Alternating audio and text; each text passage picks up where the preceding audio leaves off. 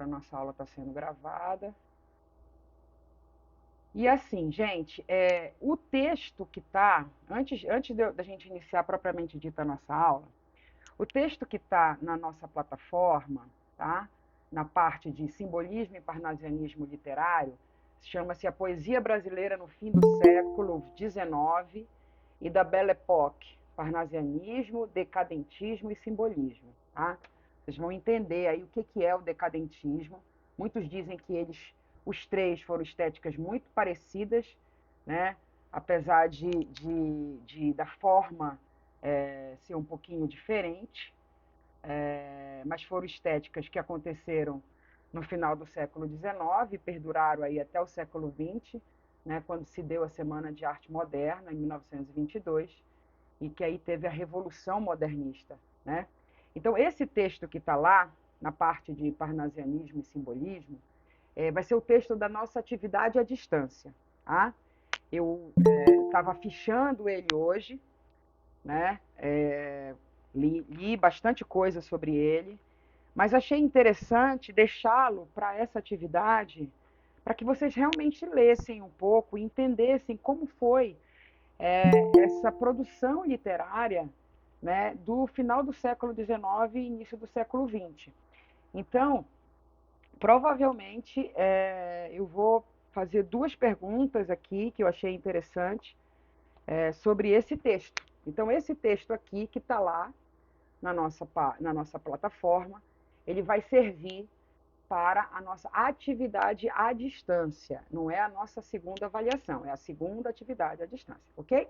Que vai ter um prazo para ser feito, que depois vocês vão também conversar com o tutor para ver quando é que vai poder entregar. Então, fiquem tranquilos. Eu só estou logo avisando para que vocês já possam continuar dando início à leitura dele, tá? Aquela leitura ativa que eu sempre expliquei, né? Uma leitura fichada, comentada, em que vocês façam as observações de vocês ao lado, né? Mais ou menos, não sei se dá para ver aqui, ó, mas mais ou menos assim, ó, tá vendo? Você vai marcando, vai fichando as coisas mais importantes e tudo.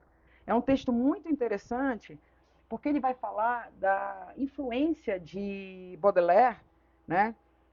Charles Baudelaire, o autor francês de Flores do Mal, né? Conhecido como o flaneur francês. Flaneur é aquela pessoa que é o passante, né? Que passeia pela cidade, observando a cidade. Né?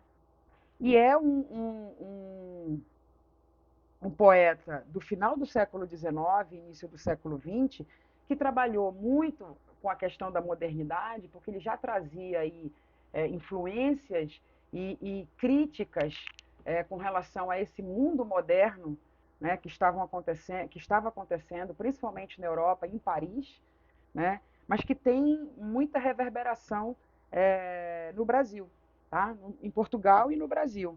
Né? Então, e o parnasianismo, o decadentismo e o simbolismo, eles bebem, né, dessa influência de Baudelaire.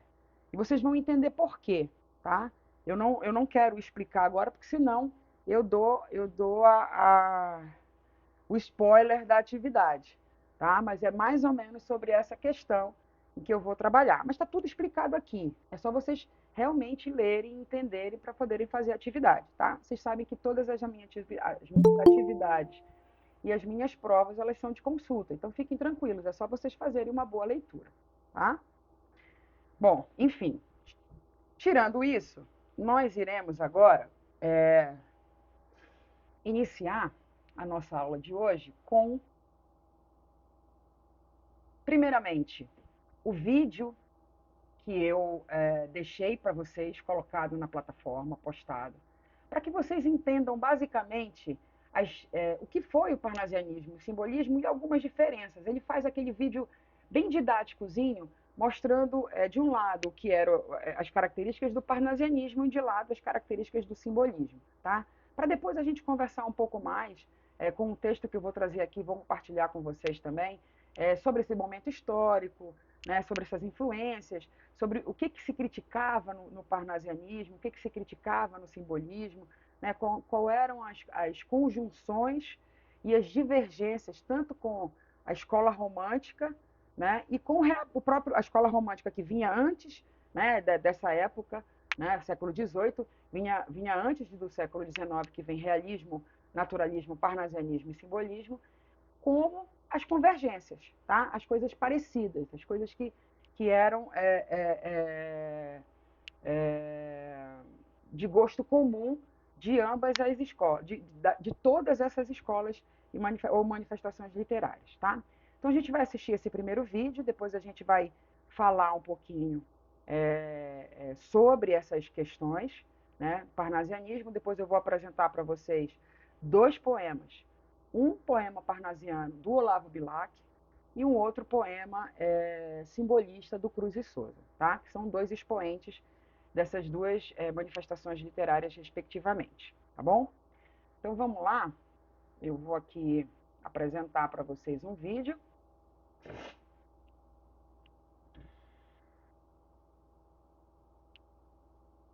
Conheça o Wix Studio, onde a liberdade criativa encontra eficiência total. Design se ajuda. Deixa eu só me situar se vocês estão conseguindo. Tá. Tá, então agora está apresentando a minha tela. Eu vou fechar a minha câmera, mas vou deixar meu áudio ligado, tá? Para a gente ir comentando.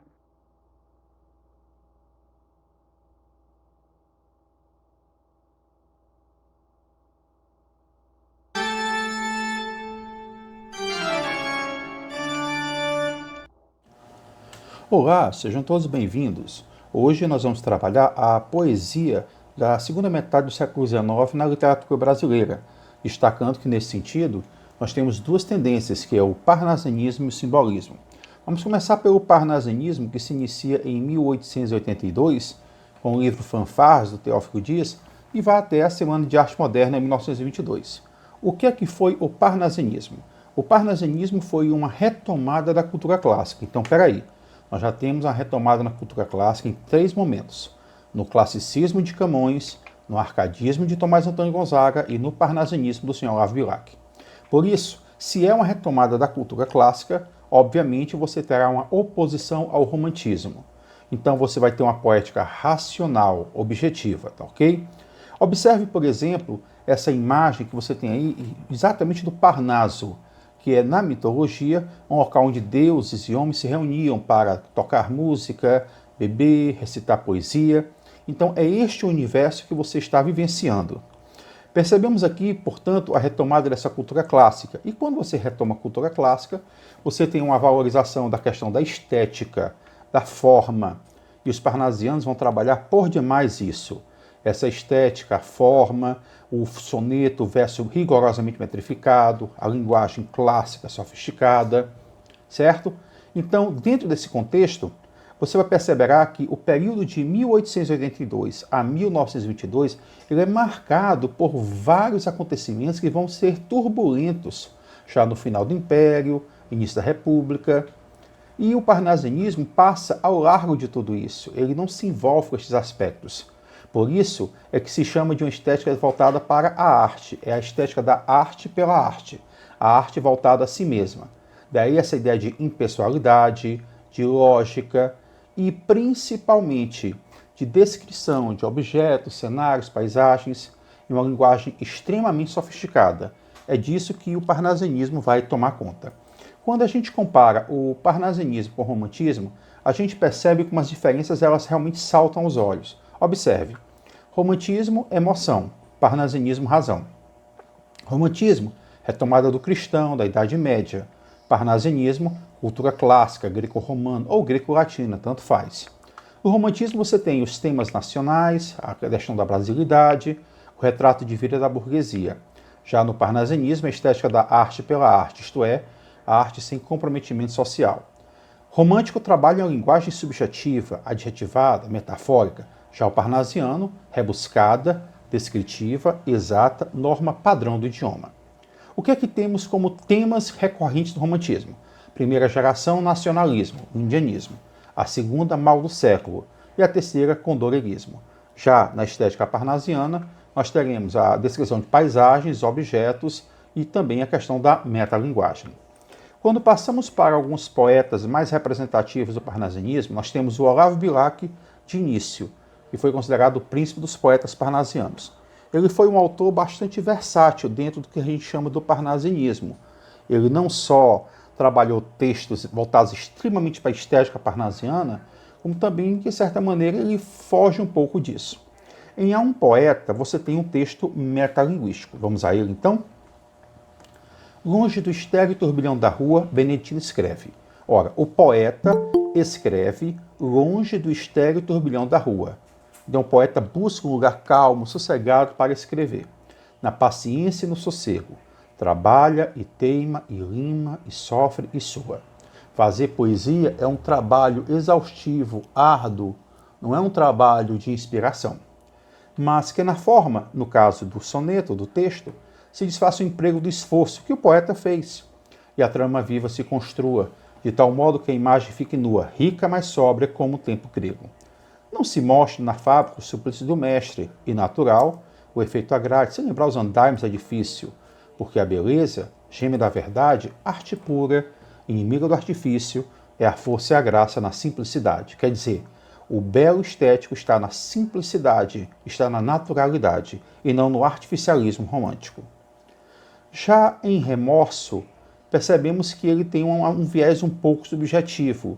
Ele fala de uma tendência chamada de arrependimento. Vamos então ao texto. Ele diz assim: às vezes uma dor me desespera, nestas ânsias e dúvidas em que ando. Cismo e padeço neste outono, outono que ia ao final da vida, a metáfora, velhice. Quando calculo o que perdi na primavera, isto é, na juventude. Versos e amores sufoquei calando, sem os gozar na explosão sincera.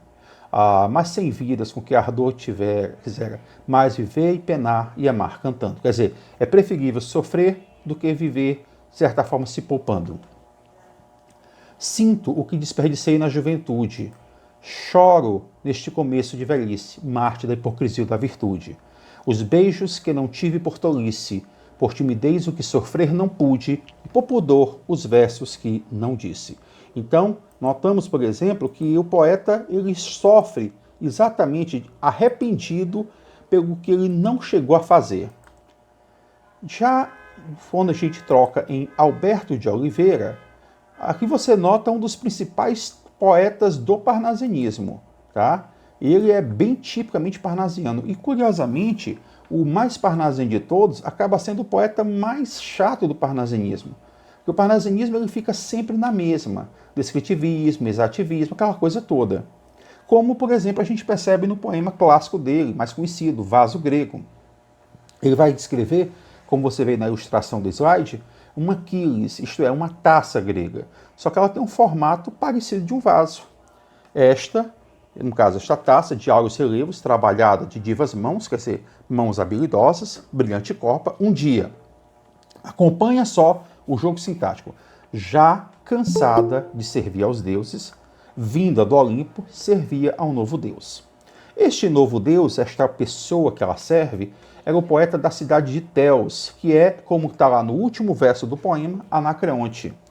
Era o poeta da cidade de Teos que a suspendia. Então, ora repleta, ora vazia, a taça amiga aos dedos seus cinia, toda colmada é cheia de pétalas roxas, toda revestida de pétalas roxas. Depois, mas a beleza da taça admira, toca, e do ouvindo aproxima das bordas finas, há de ouvir canor e doce. Ignota voz, qual se da antiga lira fosse encantada a música das cordas, qual se essa voz de Anacreonte fosse. Quer dizer, ele deseja ter uma poesia igual à poesia de Anacreonte, como o som dessa taça fosse o som da lira. Já Raimundo Corrêa é um poeta que ele fica no meio termo. Embora seja um poeta estritamente parnasiano, ele tem traços que o aproximam um pouco pela subjetividade, já foge um pouco desse padrão rígido do parnasianismo. E aqui em Mal Secreto nós percebemos isso. É um poema de caráter filosófico, tem uma certa subjetividade, entretanto, tem traços tipicamente clássicos, como a universalidade. Isso aqui você já viu em Camões. Vamos então ao Mal Secreto? No Mal Secreto ele vai trabalhar aqui a essência versus a aparência. Se a cólera que espuma A dor que mora na alma e destrói cada ilusão que nasce.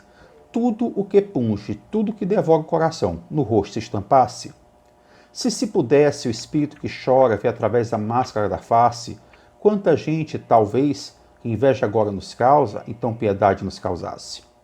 Quer dizer, quantas pessoas, se a gente pudesse ver através da máscara da face, que a gente tem inveja, a gente teria pena, porque ela se mostraria como ela é, tá? E não como ela finge ser. Quanta gente que ri, talvez consigo, guarda um atroz recôndito inimigo como invisível chaga cancerosa. Quer dizer, pessoas que guardam raiva, rancor, ódio, decepções. Quanta gente que ri, talvez existe, cuja única aventura consiste em parecer aos outros feliz. Pessoas que fingem uma vida que não têm. Então é a aparência versus a essência. Já a segunda tendência que nós teremos será o simbolismo. O simbolismo ele surge na França. Então você está vencendo que Paris é uma cidade cosmopolita culturalmente. E ele vem, de certa forma, se espalhando pelo mundo. No Brasil, surge em 1893 com duas obras do poeta Cruz de Souza, Missal e Broquéis. E vai, claro, até 1922 com a Semana de Arte Moderna. O que foi o simbolismo?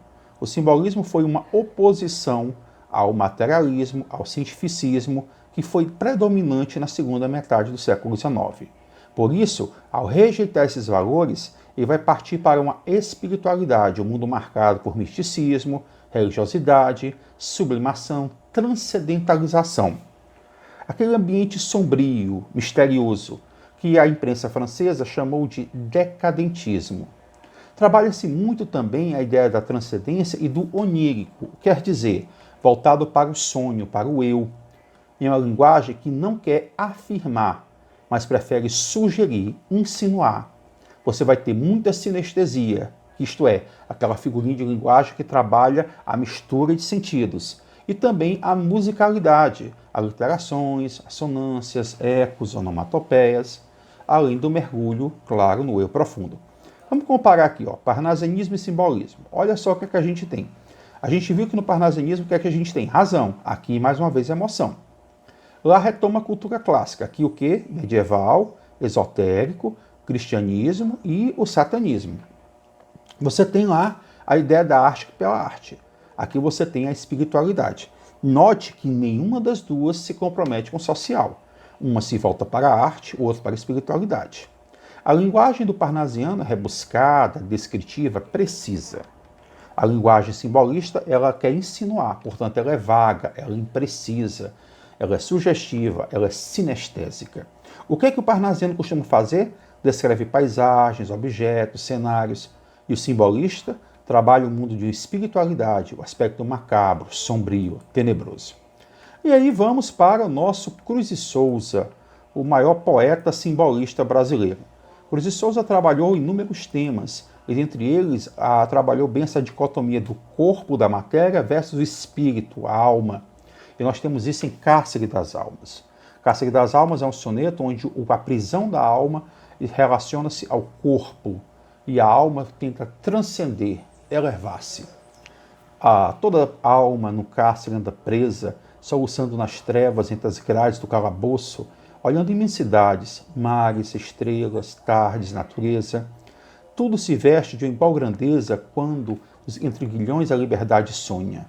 E sonhando, as imortalidades rasgam no espaço da pureza. Quer dizer, a alma, ela sonha transcender. Ou almas presas, mudas, fechadas, nas prisões colossais, quer dizer, o corpo, e abandonadas, da dor no calabouço atroz funéreo, nestes silêncios solitários, graves, que chaveiro do céu possui as chaves para abrir-vos para a porta do mistério. Um outro poeta muito destacado. Não acredito.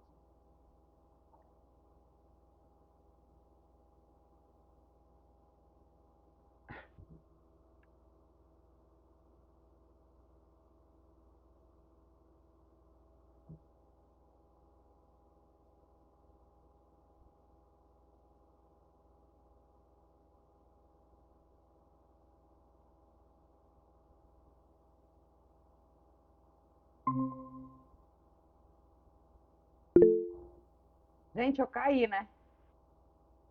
E aí ninguém me falou nada no WhatsApp. Ai, meu Deus. Vocês conseguiram. Caiu, levanta. Eu já levantei. Vocês conseguiram assistir até que parte o vídeo? Chegaram ao simbolismo? Lucinete, alguém me responde. Vocês conseguiram chegar até o simbolismo? Ai, meu Deus. Olá. Estou com um problema sério de conexão, gente. Pois é. E eu estou roteando agora pelo meu celular, mas estou com um problema muito sério de conexão hoje. Vocês conseguiram ver o vídeo até o simbolismo? Alguém pode me falar até onde vocês conseguiram ver? Sim, professora, foi? Foi? Professora. Tá. Vocês conseguiram ouvir ele falando sobre Cruz e Souza? Cárcere. Sim, falou. Tá. Então tá ótimo. Então vamos. Aí depois vocês vão assistir os outros, o restante do vídeo, porque assim, quando ele vai falar agora, ele vai falar de outros poetas do simbolismo, mas já deu para vocês entenderem basicamente qual é a diferença, né, entre o parnasianismo e o simbolismo. São duas manifestações literárias que acontecem no final do século XIX, né? E o parnasianismo ele vai negar completamente a estética anterior, que é o romantismo, então ele vai ser objetivo, ele vai trazer de novo a, a arte greco-latina ou greco-romântica, né? Então ele vai trazer essa questão do belo, né? Dos estudos do belo, da arte pela arte, tratando a poesia como uma mera descrição poética de objetos e da realidade. Então ele vai deixar completamente essa linguagem subjetiva, essa coisa romântica da rima, né, de lado.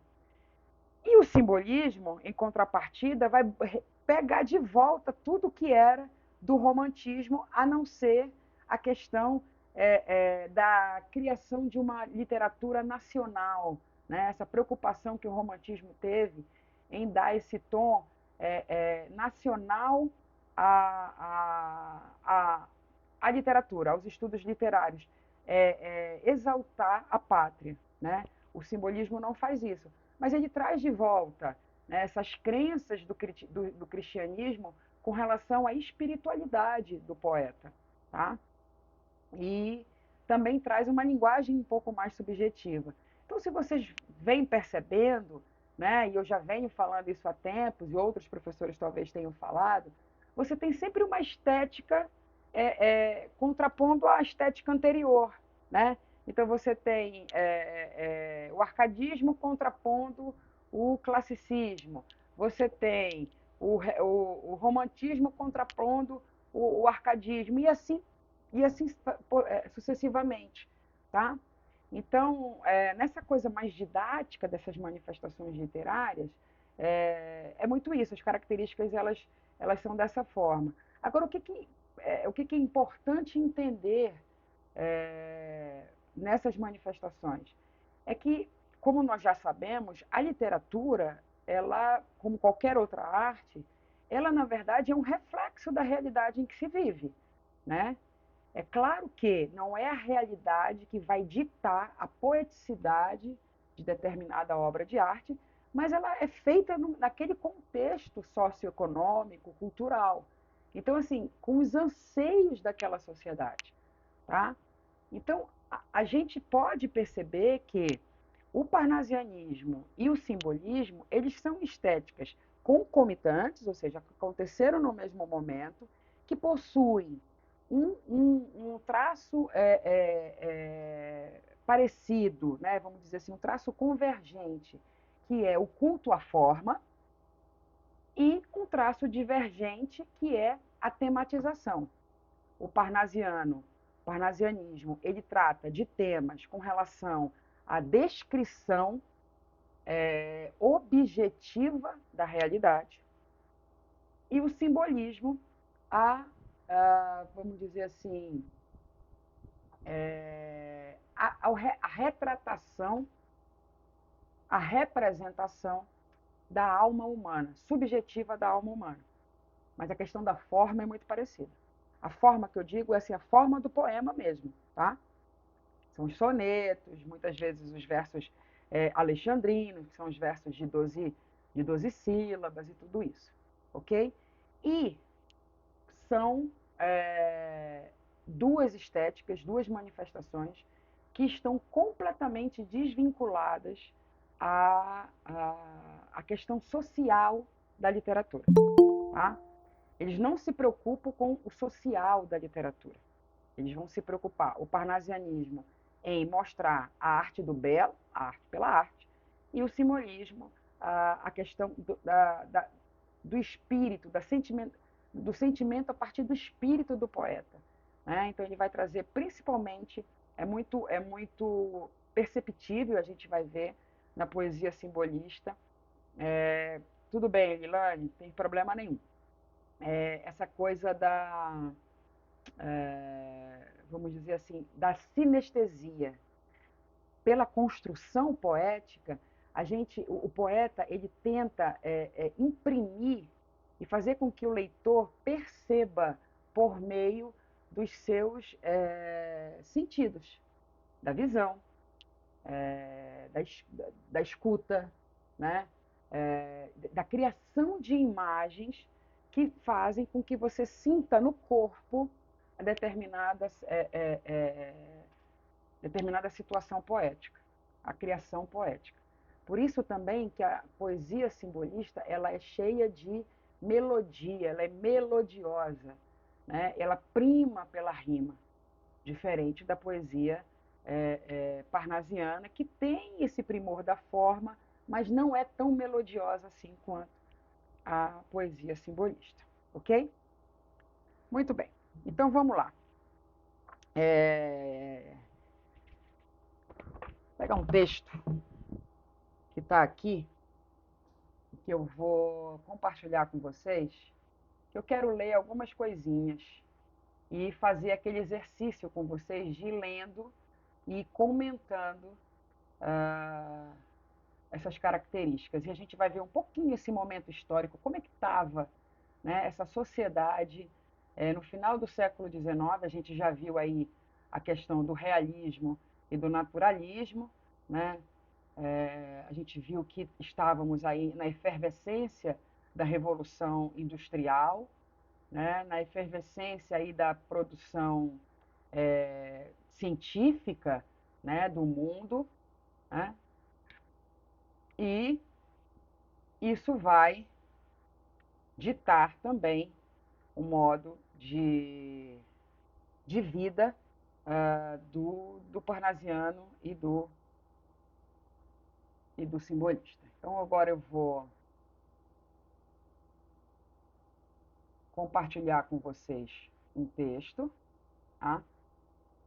Que vai falar um pouquinho sobre o parnasianismo para vocês entenderem um pouco esse conceito histórico.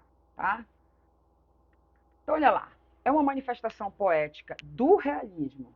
Entendam, lembrem, realismo e naturalismo, a gente trabalhava com o quê? Com prosa, né? Com textos em prosa.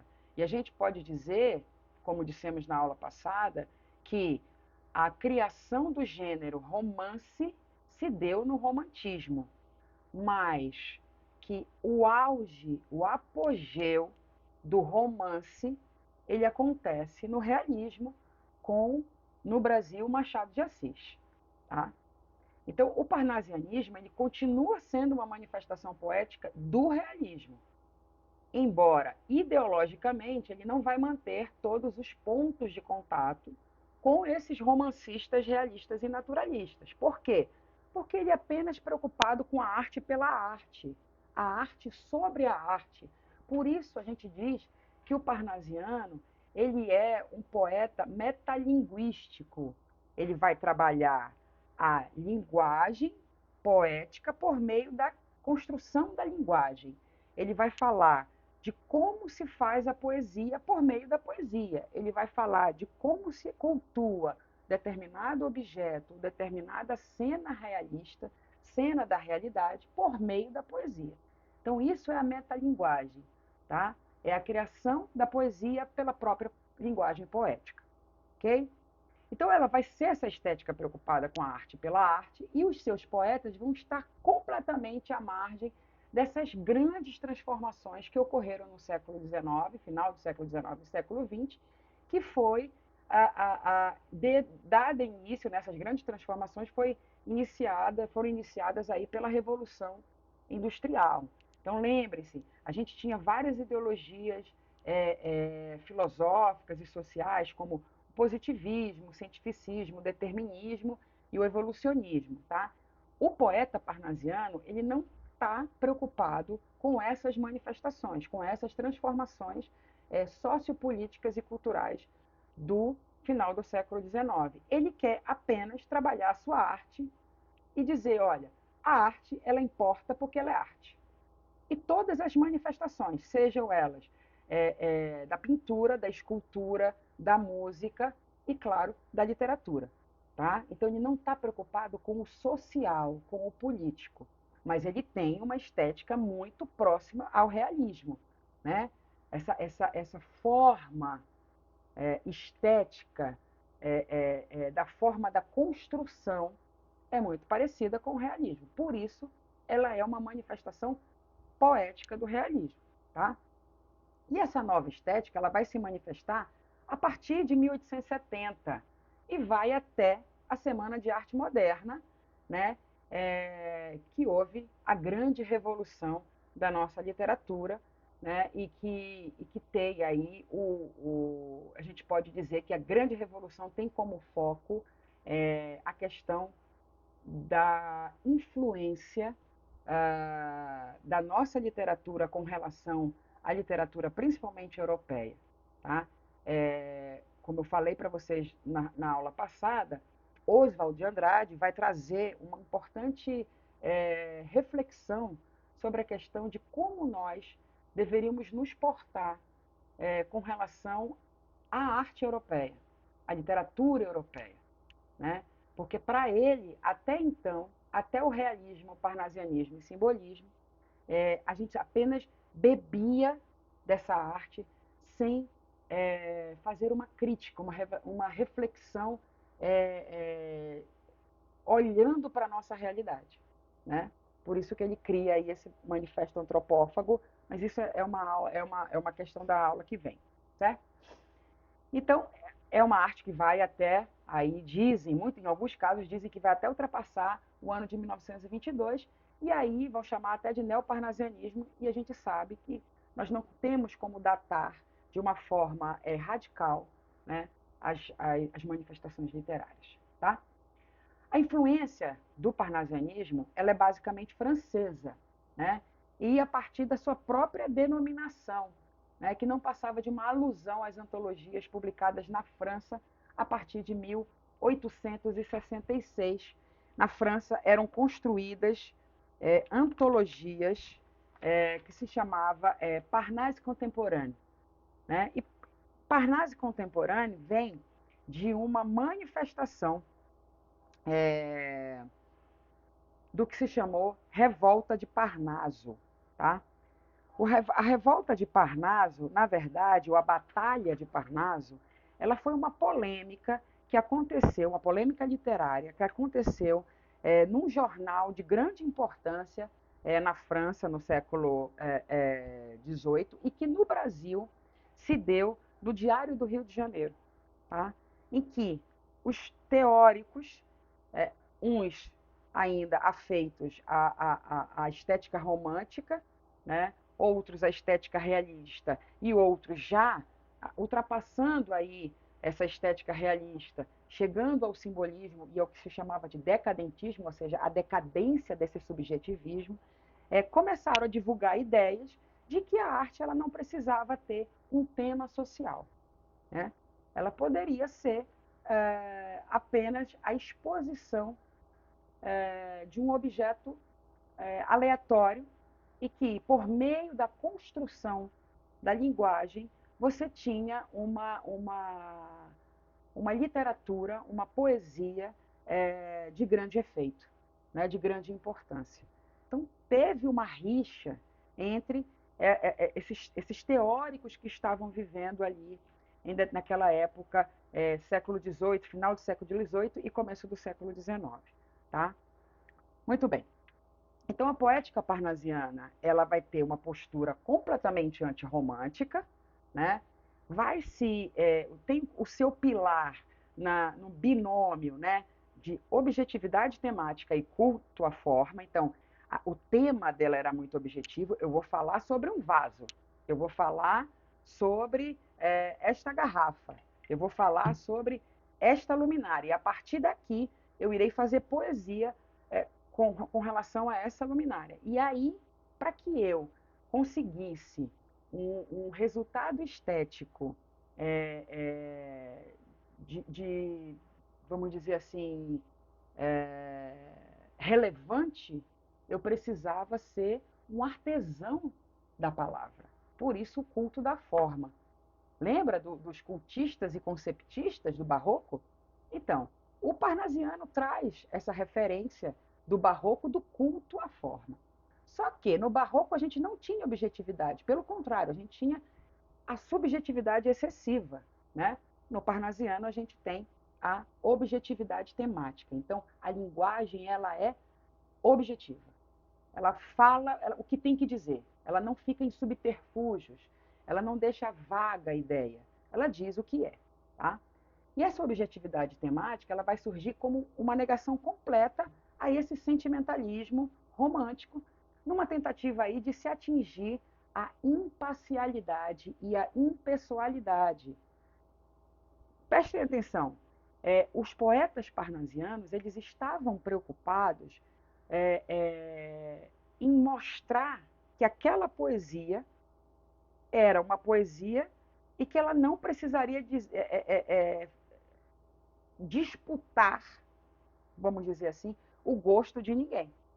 Então, ela era imparcial, era como se fosse quase um texto jornalístico, né? Se a gente for pensar nessa característica primeira do gênero jornalístico. Né? Ele é imparcial e impessoal. Ele apenas diz a notícia. Então, a poesia parnasiana diz a poesia, fala da arte pela arte. Tá? E aí, em oposição também ao que eles chamavam de subjetivismo decadente, aquela melação toda, aquela tristeza, aquele sofrimento do romantismo, os parnasianos diziam que aquilo não interessava. Né? E aí eles traziam o quê? Temas universais e não mais subjetivos de cada um, né? Mas temas que traziam para questões universais do humano. Tá? Por isso que é uma poesia carregada aí de descrições objetivas e impessoais. O que elas descreviam bastante? Objetos e a natureza. Tá? Eram temas muito recorrentes da poesia parnasiana. Que da antiguidade clássica, o que ela trouxe? Racionalismo e as formas perfeitas. Lembram? A antiguidade clássica trabalhava com a questão do belo. O belo é só a gente lembrar as estátuas de Vênus, né? Os deuses do Olimpo. Como é que eram aquelas pinturas, né, da época do Renascimento? Era a arte do belo, eram pinturas, eram desenhos completamente contornados, né? O corpo humano feito algo num traço assim de extrema beleza. Então era isso que o parnasiano trazia do Renascimento, tá? Da Antiguidade Clássica. O Renascimento é a mesma coisa. Tá? E surge, então, uma poesia de meditação filosófica, tá? Mais artificial. Por que meditação filosófica?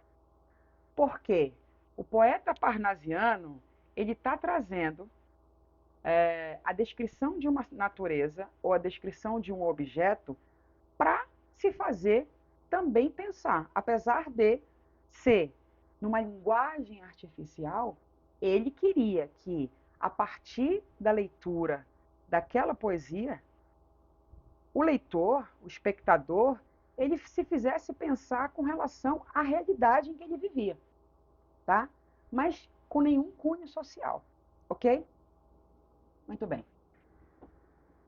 Aí, o traço mais característico da poesia parnasiana é o culto à forma.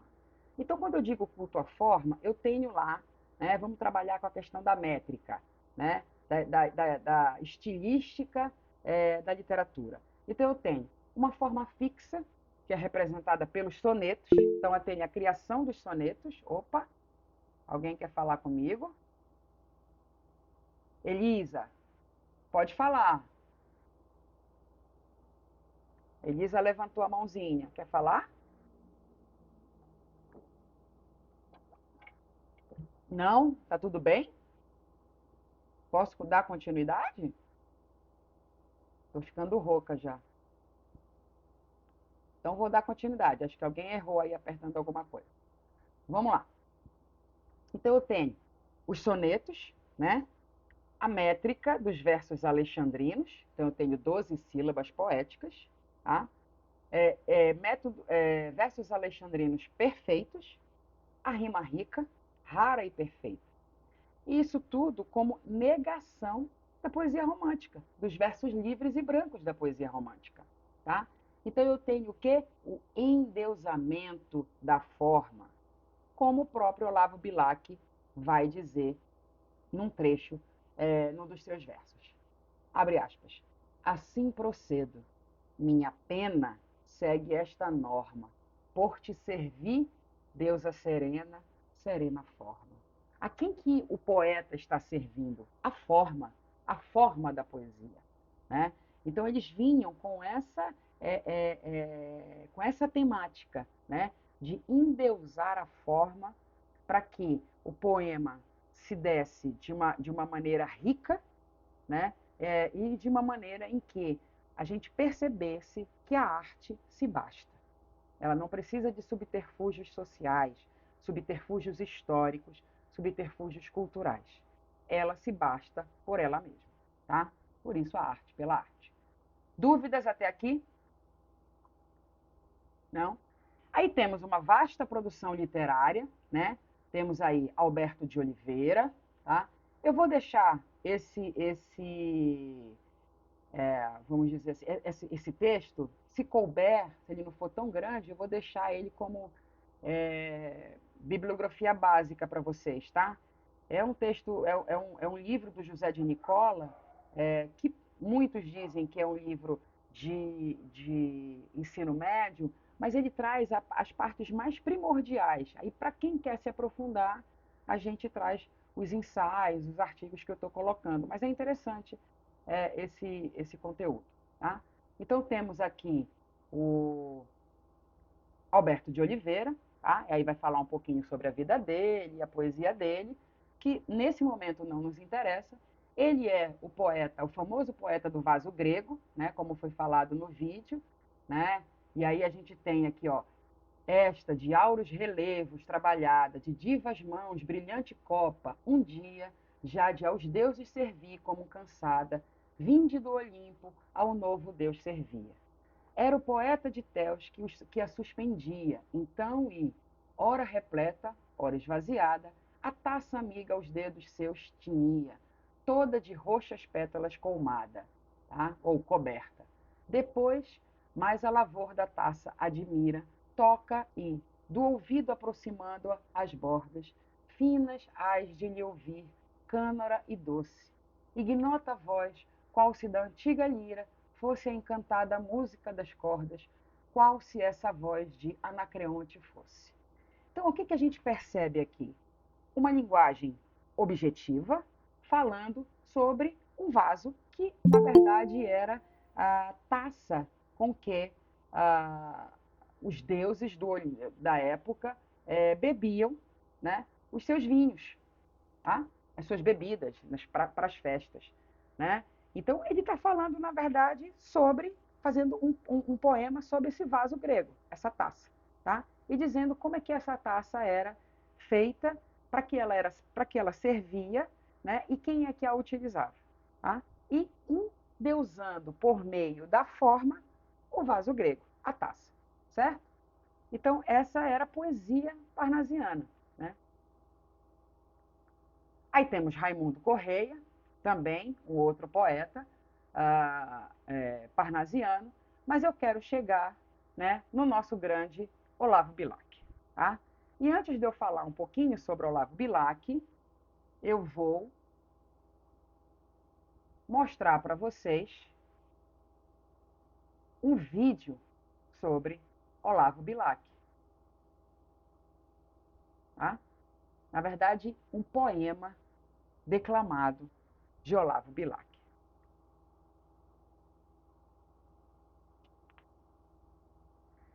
Como não vai ter aqui, deixa eu só fechar aqui o meu vídeo. Como não vai ter aqui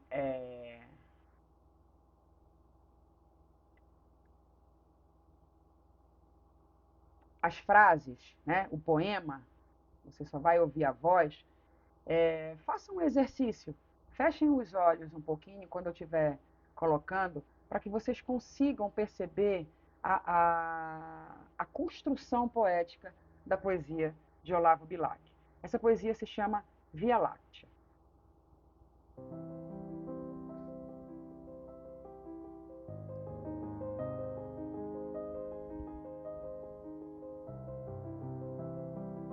Ora, direis, ouvir estrelas, certo, perdeste o senso, e eu vos direi, no entanto, que para ouvi-las, muita vez desperto, e abro as janelas pálido de espanto. E conversamos toda a noite, enquanto a Via Láctea, como um pálio aberto, cintila, e ao vir do sol, saudoso e em pranto, ainda as procuro pelo céu deserto. Direis agora, deslocado amigo, que conversas com elas? Que sentido tem o que dizem quando estão contigo? E eu vos direi, amai para entendê-las, pois só quem ama pode ter ouvido, capaz de ouvir e de entender estrelas.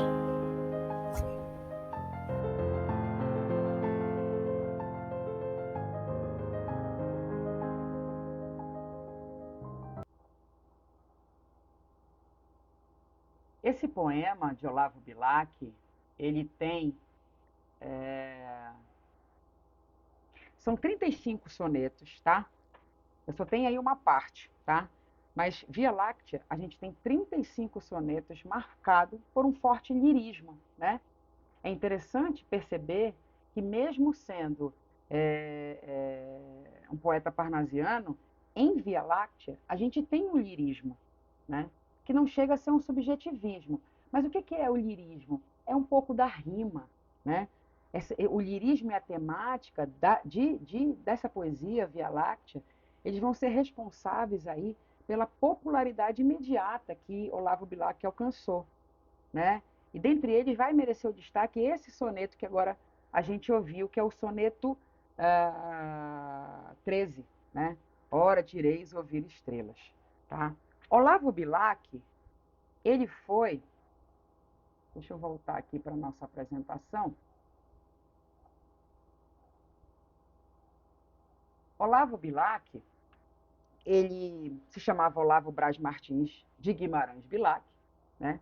Nasce no Rio de Janeiro, 1865, e vai conhecer o seu pai só em 1870. Então ele tem uma infância aí povoada de muitas histórias e hinos militares. Por quê? Porque o pai ele fazia parte da esquadra militar do Brasil e lutou na Guerra do Paraguai, tá?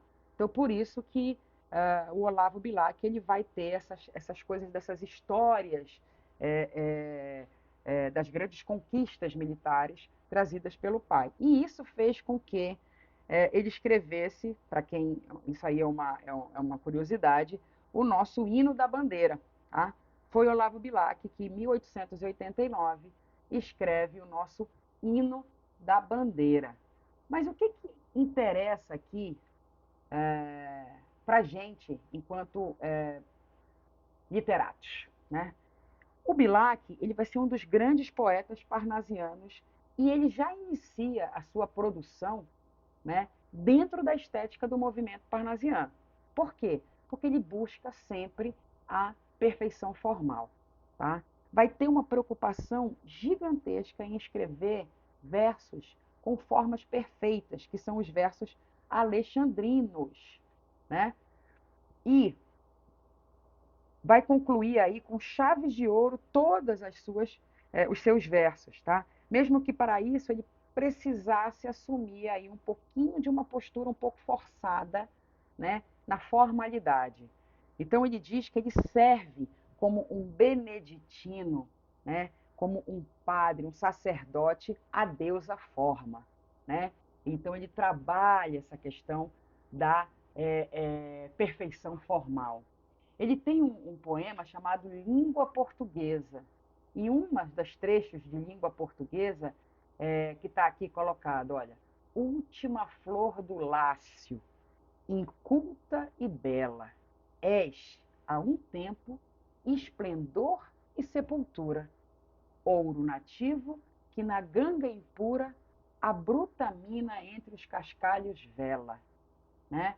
Você vê aqui, olha, que os sonetos e os versos alexandrinos, a gente tem, olha, rimando a primeira e a última estrofe, a segunda e a terceira estrofe, né? Então a gente tem aquela fórmula A, certo?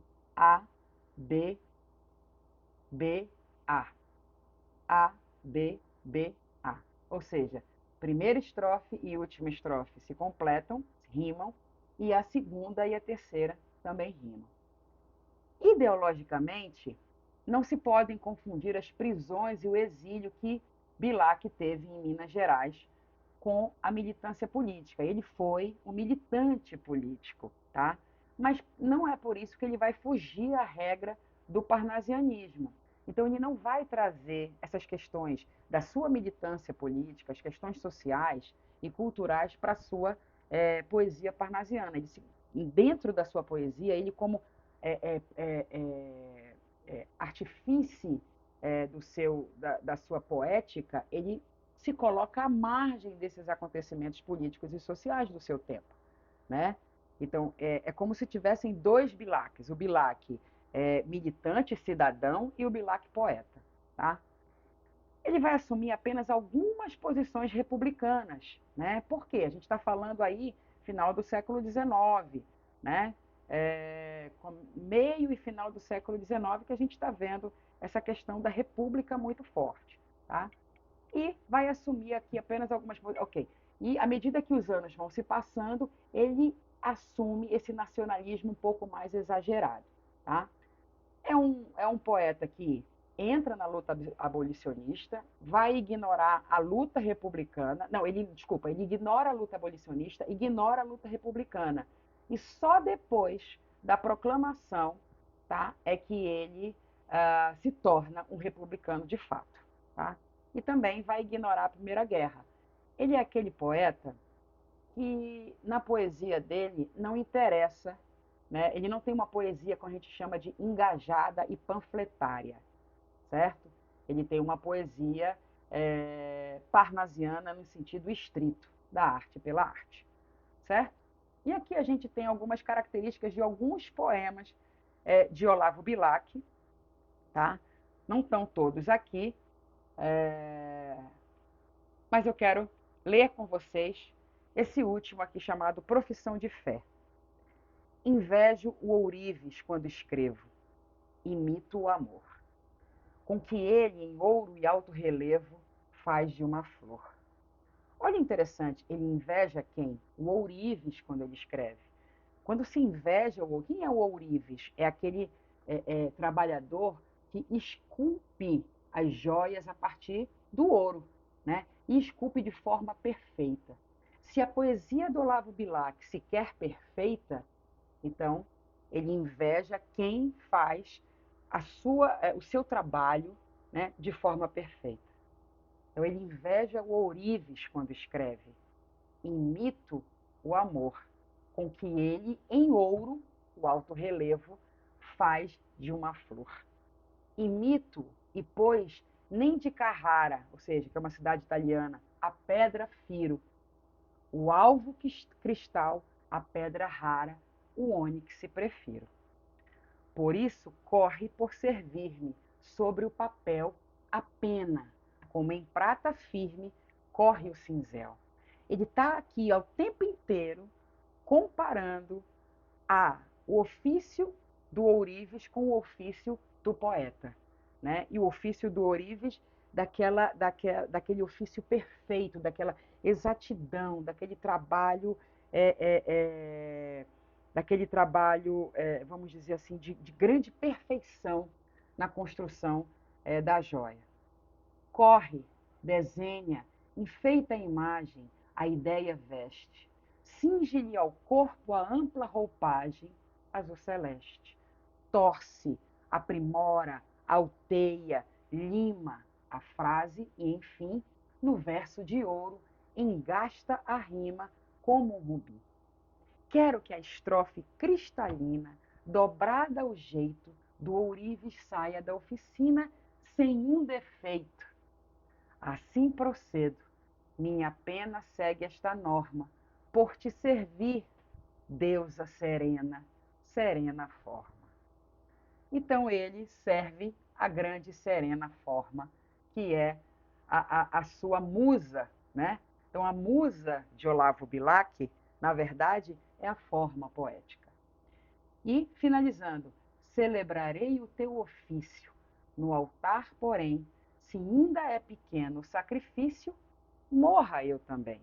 Ou seja, se tudo isso que eu faço ainda é pequeno em função de te exaltar, então que eu morra. Se eu não conseguir te exaltar dessa forma perfeita, que eu morra.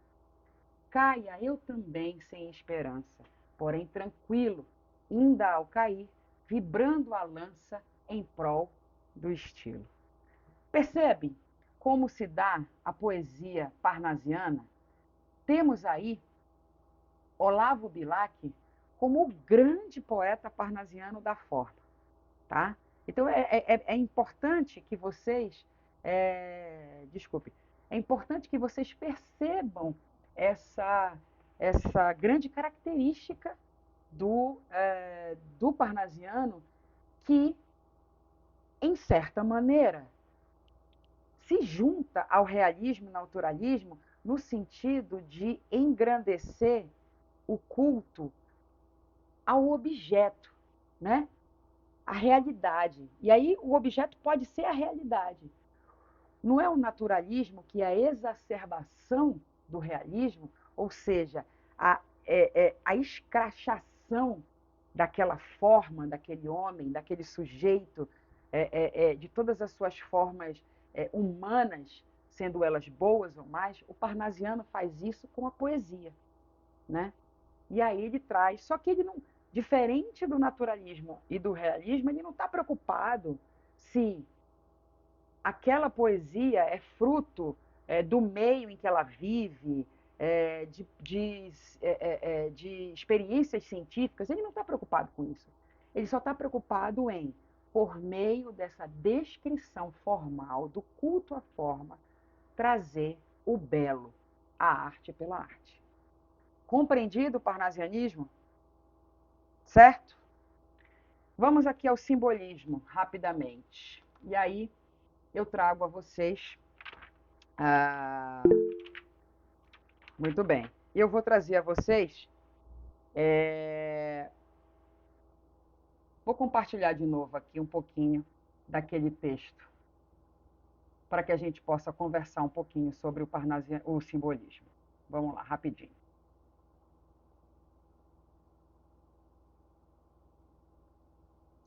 Bom, então o simbolismo, né, ele é uma arte da sugestão, tá? Eu estou lendo aqui embaixo, ó. Primeiramente aqui embaixo. Em História Social da Literatura e da Arte, o Arnold Hauser vai dizer que o simbolismo é a arte da sugestão. Se eu pensar em sugestão, eu completamente apago a questão da objetividade. Porque a linguagem objetiva, ela não sugestiona. A linguagem objetiva, ela diz, né? Então, se o simbolismo é a arte da sugestão, então a sua linguagem é sugestionada, é vaga, diferente do parnasianismo. Vamos ver o que o Arnold Hauser fala. Abre aspas. O simbolismo representa, por um lado, o resultado final da evolução iniciada pelo romantismo, isto é, pela descoberta da metáfora. O romantismo descobre a metáfora e o simbolismo ele faz a metáfora ser usada na sua no seu maior apogeu. Tá? A metáfora para o simbolista ela é uma célula germinal, ou seja, primordial, da onde nasce a poesia simbolista, que vai conduzir à riqueza imaginária impressionista. Mas não só repudia o impressionismo pelo seu ponto de vista materialista e o Parnaso pelo seu formalismo e racionalismo, como também repudia o romantismo pelo seu emocionalismo e convencionalismo da linguagem metafórica. Resumindo, o simbolista ele vai utilizar a metáfora como célula germinal, ou seja, como célula de origem, como ponto de partida, tá? Trazendo essa riqueza imaginária da linguagem sugestiva, mas tirando completamente qualquer cunho emocional daquela linguagem. Não é o poeta que está emocionado e dando aquela, se doando aquela poesia. Não. O poeta simbolista ele utiliza da metáfora, né, para, de uma forma, vamos dizer assim, sugestiva, fazer com que o seu espectador e o seu leitor possa decifrar a poesia. Tá? Então, na realidade, o simbolismo ele pode considerar-se a reação contra toda e qualquer poesia anterior, porque ele descobre qualquer coisa que ou nunca se conhecera, ou a que nunca até aí se dera relevo, ou seja, se dera importância. Qual é? A poesia pura. Como o parnasiano. Os dois, lembra que eu falei para vocês? Parnasianismo e simbolismo, eles têm um ponto de convergência, a forma, mas tem um ponto de divergência, que é o tema. Tá? Então, a poesia pura para o simbolista é aquela poesia que surge pelo espírito irracional e não emocional. Não é emocional, é irracional e não conceptual, ou seja, não tem uma concepção, né, da linguagem, que é contrária a qualquer explicação lógica. No simbolismo, não existe uma explicação para aquela poesia.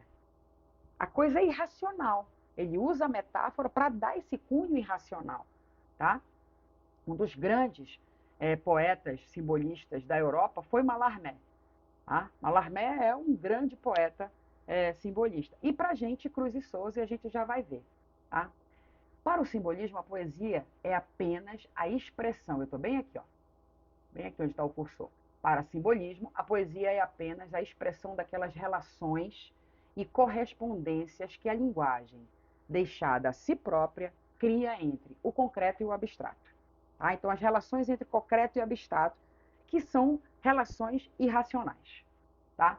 O material e o ideal, entre as diferentes esferas dos sentidos. Por isso, é uma poesia sinestésica, porque ela vai fazer com que você, que lê, que está se dialogando com a poesia simbolista, sinta, tenha sensações no corpo, crie imagens na cabeça, podendo ser imagens completamente irracionais. Por isso, a poesia simbolista ela é ligada ao onírico, ao sonho, que é algo irreal, que às vezes é tudo misturado, que não faz sentido, não é lógico. Tá? Mallarmé pensa que a poesia é a anunciação das imagens suspensas, oscilantes e constantemente evanescentes. Eita, peraí, caí nos meus papéis todos. Certo? afirma que nomear um objeto é destruir 3/4 do prazer que reside em adivinhar gradual da sua verdadeira natureza. O símbolo do simbolismo, símbolo, implica, porém, não apenas a evasão, né, a dar um nome diretamente, mas a expressão indireta de um significado. Então, o símbolo ele não está ligado com o seu nome propriamente dito, né, mas ele com uma expressão indireta do que aquilo pode significar. Tá? Então, completamente, não tem uma linguagem objetiva, tem uma linguagem subjetiva. Tá? Eu não sei se vocês já ouviram falar em Luiz Buñuel, um artista plástico, né, que é italiano, se eu não me engano, e que tem, né, retratos do que ele chama de simbolistas. Por quê? Porque ele traz a questão do onírico, do sonho, né, de coisas que não fazem sentido. Tem até um quadro muito famoso do Luiz Buñuel, que é um relógio, e esse relógio está derretendo, como se o tempo da realidade estivesse derretendo. Tá? Isso é uma expressão, é uma metáfora do simbolismo. Então, voltando aqui um pouquinho para o Brasil, o simbolismo no Brasil ele tem o seu início em 1893, com a publicação de 2 livros, todos 2 de Cruz e Souza, Missal, em prosa, e Broquéis, em poesia. Tá? E vai se estender também até 1922. O início do simbolismo não pode ser entendido, no entanto, como um término da escola antecedente, que é o realismo. Na realidade, no final do século XIX e século XX, como a gente viu, a gente tem 3 tendências que caminham paralelas: realismo e todas as suas manifestações, romances realistas, os romances naturalistas e a poesia parnasiana que a gente acabou de ver, e o simbolismo, tá? Que vai estar situado aí à margem dessa literatura acadêmica da época. Tá? Também dizem que vamos ter juntos já o pré-modernismo, que muitos vão chamar de decadentismo. Tá? E aí nós vamos ter alguns autores no Brasil que vão denunciar essa realidade brasileira, como é o caso de Euclides da Cunha, Lima Barreto e Monteiro Lobato, tá? Até chegarmos à poesia moderna. Tá? Temos aqui algumas características e eu quero colocar nesse momento para vocês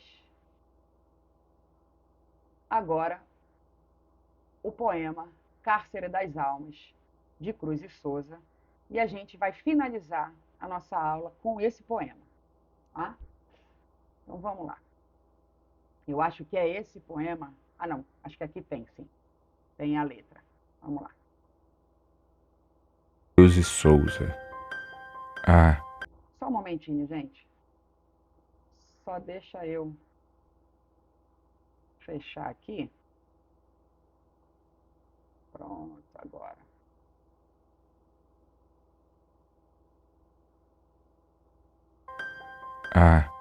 Toda a alma num cárcere anda presa, soluçando nas trevas, entre as grades do calabouço, olhando imensidades, mares, estrelas, tardes, natureza. Tudo se veste de uma igual grandeza, quando a alma, entre grilhões as liberdades, sonha, e sonhando as imortalidades, rasga no etéreo o espaço da pureza. Ó almas presas, mudas e fechadas, nas prisões colossais e abandonadas, da dor no calabouço atroz funéreo, nesses silêncios solitários graves, que chaveiro do céu possui as chaves para abrir-vos as portas do mistério? Ó formas vagas, nebulosidades, essência das eternas virgindades, ó intensas quimeras do desejo.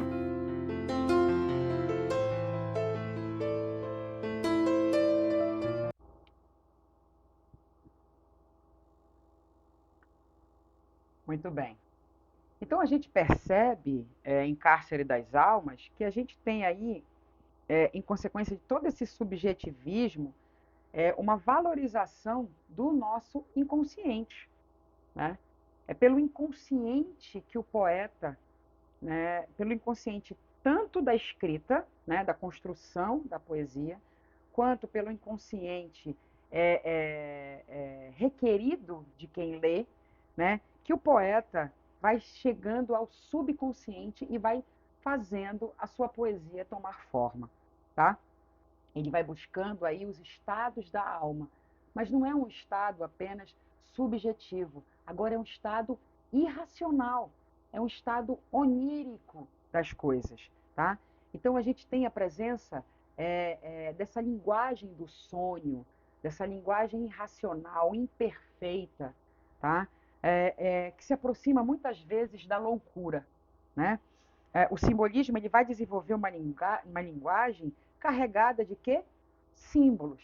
Por isso o nome simbolismo, tá? E por isso tudo no simbolismo é sugestivo. Nada é objetivo. O poeta não está te dizendo nada, ele apenas está te sugerindo. Será que é isso? Eu estou sugerindo a partir da poesia, né? Sugerindo que, a partir da retratação da realidade, né? Ou da retratação de um símbolo, seja ele da própria natureza, do próprio sentimento irracional do humano, né? Eu chego a determinado local. Tá? Então, é uma linguagem sugestiva por excelência, né? Muitos poetas dizem que o simbolismo ele sugere o sonho. Ele deixa com que o seu espectador, o seu leitor, navegue pela essa linguagem onírica, tá?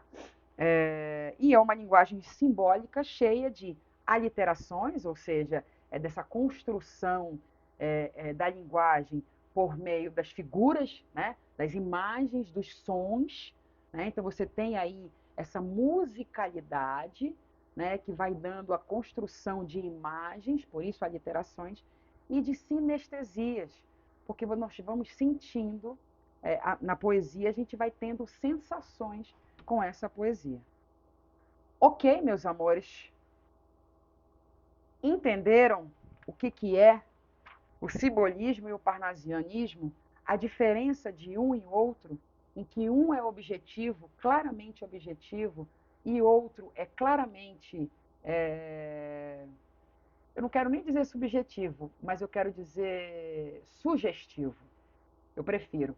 Então, eu tenho uma linguagem objetiva e uma linguagem sugestiva.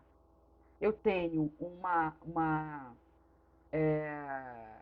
percepção metalinguística, né? uma construção formal metalinguística, e aqui eu tenho uma construção formal a partir de aliterações e de sinestesias, tá?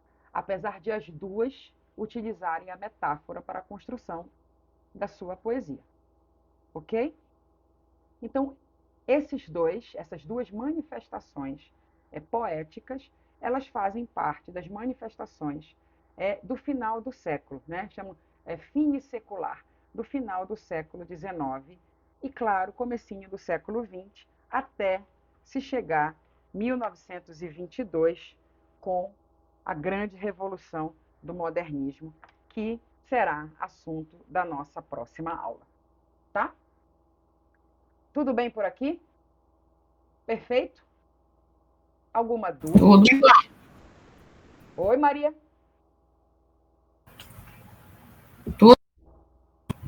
Tudo bem, professora. Tá. Não, dá um pouquinho de dúvida, mas a gente volta, como a senhora grava a aula, a gente volta lá e torna a assistir de novo, aí tá para esclarecer melhor.